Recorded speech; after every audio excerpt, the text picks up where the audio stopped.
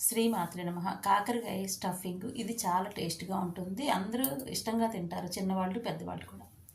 దీనికోసం ముందుగా చిన్న సైజు కాకరకాయలు తీసుకోవాలి. బావుంటాయి. పెద్ద సైజు కాకరకాయలు ఈ విధానానికి కుదరదు. ఈ విధానంగా ఉండాలి కాకరకాయలు. శుభ్రం చేసుకొని మందంగా ఉన్న గిన్నెలో కొంచెం ఒక అర కేజీ అనుకోండి, ఒక స్పూను పెరుగు కానీ, మజ్జిగ కానీ, తగినంత ఉప్పు, కొంచెం చింతపండు, కొంచెం పసుపు, ఒక 2 స్పూన్లు వాటర్ ఈ విధంగా వేసేసి ముందుగా కదిపేసేసి ఒక పావు గంట 20 నిమిషాలు ఆ నీళ్లు ఇంకిపోయేంత వరకు.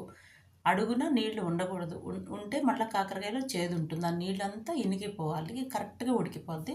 ఒక 15 మినిట్స్ పడుతుంది చక్కగా ఉడకడానికి. ఇదిగోండి. కాకరకాయలు తొడాలు తీయకూడదు. తొడాలు తీస్తే ఆ లోపలికి నీళ్ళు వెళ్ళిపోయి మనకి గుజ్జు అయిపోద్ది కూర. కూర టేస్ట్ వేరేగా ఉంటుంది. కాకరకాయలు మంచిగా ఉన్నాయో ఎంచుకొని ఈ విధానంలో చేసుకోవటం వల్ల నీట్‌గా వస్తుంది కూర. ఈ టేస్ట్ కూడా చాలా బావుంటుంది. ఆయిల్ పట్టదు.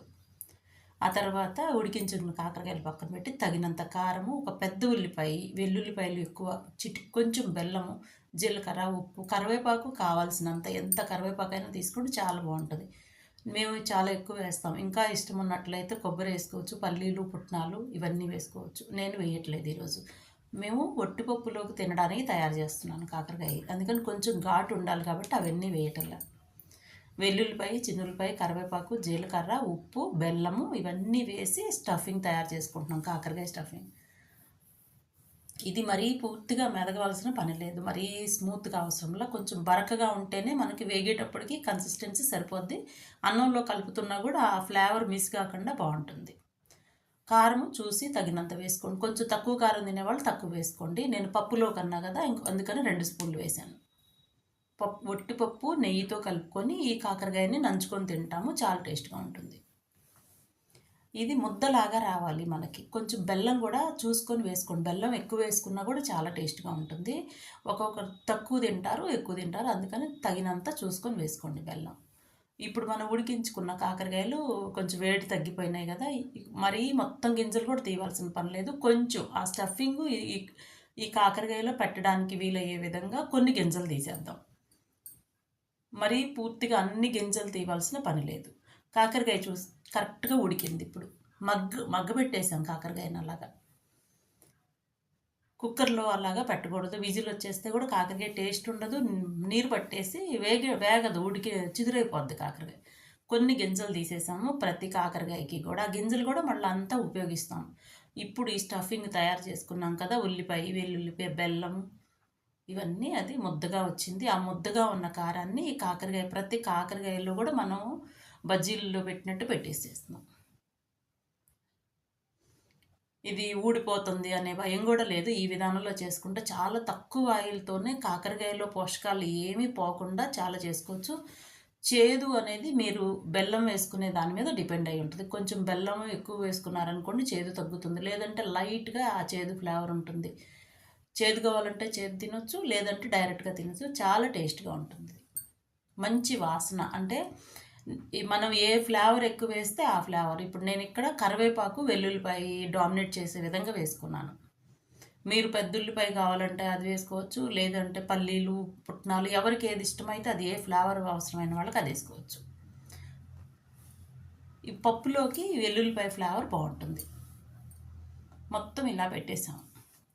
ఆ మిగిలిపోయిన గింజలు ఉన్నాయి. కొంచెం స్టఫింగ్ కారం మిగిలింది కదా! ఈ 2 కూడా కలిపేసేద్దాం. డైరెక్ట్‌గా మనం కూరలో వేసేయడానికి ఎందుకంటే ఆయిల్ తక్కువ వేస్తున్నాం కదా! కలవడానికి టైం పడుతుంది. తిప్పేటప్పుడు కాకరకాయలు కదిలిపోతాయి. అందుకని ఇది కూడా మనం కలిపేసేద్దాం విడిగా. కొంచెం వెడల్పుగా ఉన్న బాండీ తీసుకొని కొంచెం ఆయిల్ ఎక్కువ అవసరం లేదు. ఒక 2, 3 స్పూన్లంత ఆయిల్ వేసేసుకోవాలి. ఎక్కువ ఆయిల్ పట్టదు. ఈ కూర స్పెషల్ అది. పసుపు, కరివేపాకు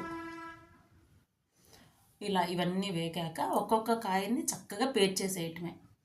ఈ ఈ కాకరకాయల వాటిల్లో ఇంగువలు లాంటివి వాడకూడదు. వెల్లుల్లిపాయ వేసినప్పుడు ఇంగువలు వాడకూడదు. ఎప్పుడు కూడా అది తెలుసుకోవాలి. ప్రతి కూరలోకి ఒక పప్పులోకి గుప్పెడు వెల్లుల్లిపాయలు వేసి అంత ఇంగువ అనేది 2 కలిపి వాడకూడదు. ఇదిగోండి. ఇలా కొంచెం వెడల్పుగా ఉన్న బాండీ తీసుకుంటే చక్కగా వేగుతాయి మనకి గుట్టలాగా పడిపోకుండా. అన్నీ ఇలాగ పేర్చి పెట్టేసేద్దాం. పేర్చేసి మనం తిప్పే పని కూడా ఏం లేదు. కలపకుండా అలా వదిలేసేయటమే. ఒక 5-10 నిమిషాలు కొంచెం మూత పెట్టి వదిలేస్తే చక్కగా మగ్గిపోద్ది. మన వీడియోలో కొంచెం లైటింగ్ డల్‌గా ఉంది కానీ ఆ కాకరకాయలు ఉన్న గ్రీన్ మిస్ అవ్వకుండా వస్తుంది కూర కరెక్ట్‌గా. వీడియో క్లిప్పింగ్స్‌లో వచ్చేటప్పటికి లైటింగ్ డల్‌గా ఉండి డార్క్ కనిపిస్తున్నాయి. ఇప్పుడు ఈ గింజలు ఆ మిగిలిపోయిన మసాలా కారం ఉంది కదా, అది కూడా కలిపేసేసి ఈ పైన కొంచెం చల్లేసేయాలి.